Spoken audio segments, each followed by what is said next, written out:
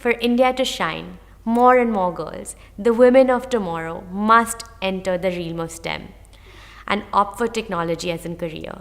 Because if we are to build the India of our dreams, technology will be our driving force, and both men and women in science and technology must fire on all cylinders.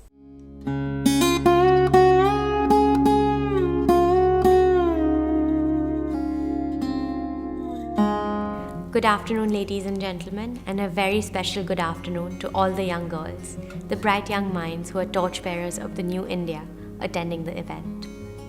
It is a privilege for me to be addressing this event, for which I must thank the Department of Telecom, Government of India, the International Telecommunications Union, the Innovation Center Delhi, and other agencies of the United Nations who are hosting the Girls in ICT Day 2024. We're living in times of exponential changes. The world is changing, the world is innovating, and if we are to survive in this fast-changing world, we too must innovate. Already the way we work has changed, and it will further change. So, for everyone present here today, be ready to embrace the change. Be prepared to take up science and technology as career options, because science and technology hold the key for the future. The majority of future jobs are going to be in those realms. So, break the shackles of tradition, challenge yourself, and be the change makers. Dear friends, technology has become an integral part of our daily lives today. It is constantly reshaping the way we live, work, and interact with the world. The rapid advancement of technology has triggered a digital revolution that permeates every facet of our society. From communications, education, and healthcare to business and finance, the transformative power of technology is evident. STEM, in general, and ICT in particular, are the drivers of this phenomenal progress in technology. As we move deeper into the fourth industrial revolution, the role of ICT becomes increasingly pivotal, underpinning innovations in every sector and ensuring that our journey towards digital and technological advancements continues unabated and propel our nation forward. Sadly though, even today, there is a gender divide in India's tech workforce.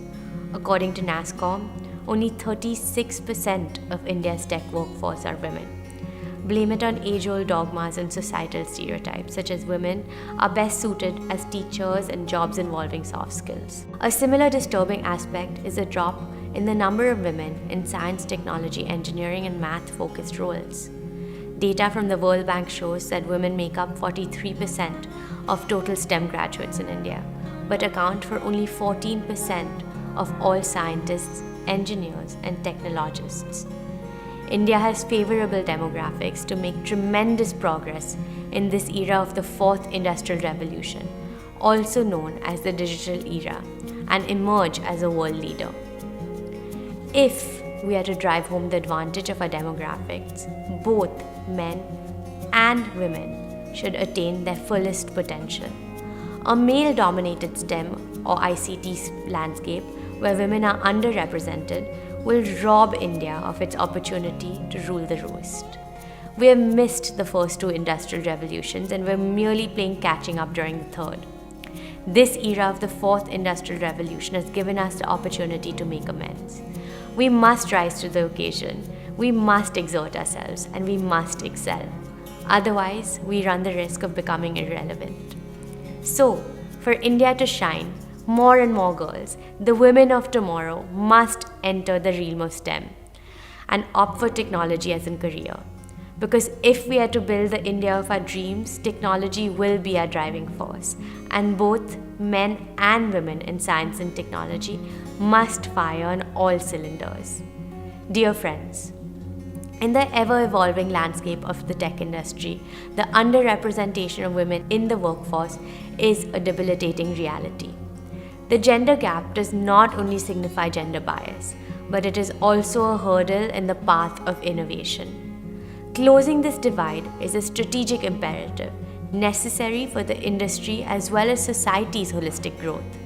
While women make up 36% of India's tech workforce, their presence drops drastically as one starts looking up the corporate hierarchy. For instance, only 7% of women held executive level positions. Only 13% were working in director level roles, and a mere 17% held mid-managerial positions. Even the new age startup ecosystem is grappling with the problem of the dismal participation of women. Limited access to funding and resources for female-led startups and businesses continues to contribute to the underrepresentation of women in leadership roles. It is indeed an unfortunate scenario because women are no less suited to be leaders and change makers than men. And yet, a woman's climb to the top is invariably a lot more difficult than a man's rise. I personally believe that as leaders, women have an edge over men. Women have empathy, and that automatically makes them better leaders. A woman leader, as she climbs up the ladder, will inevitably carry the team with her.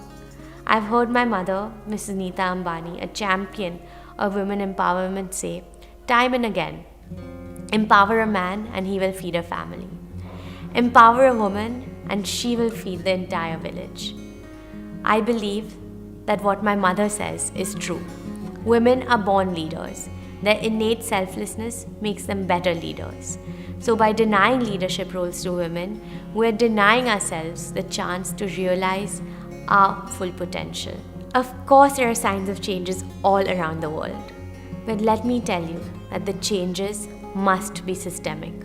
A token representation just to show diversity and inclusivity on paper will not make any difference. Women employees must be nurtured from early on in their careers.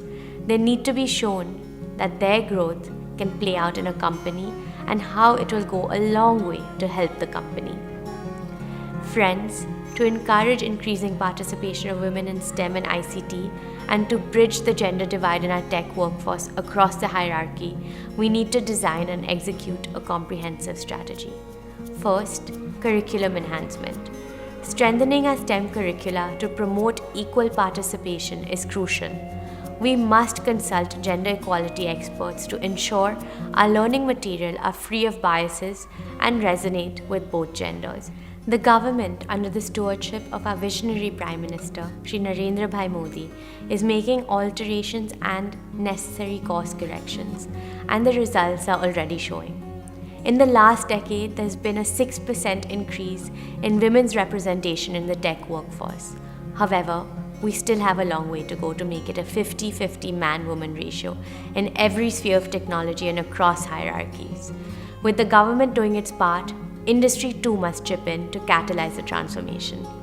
The tech firms too must play their part, devising ways and means to ensure that the career of no woman engineer gets stagnated.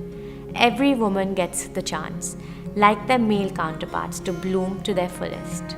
Dear friends, let us pledge to transform our societal frameworks and educational systems to be more inclusive. By empowering women through STEM and ICT, we can unlock untapped potential and inspire a new generation of women to lead in the era of the fourth industrial revolution. Let this conference mark the beginning of renewed efforts to ensure that every young woman has the opportunity to pursue her dreams in STEM and ICT. Equal contribution from our female population is essential to sustain our growth and compete on a global scale. By empowering women to participate fully in these critical fields, we're not only bridging the gender divide, but also enhancing the creative and innovative capacities that fuel development. Together, we can build a future where innovation is driven by diversity and where our daughters have equal opportunity to become the leaders of tomorrow. Thank you.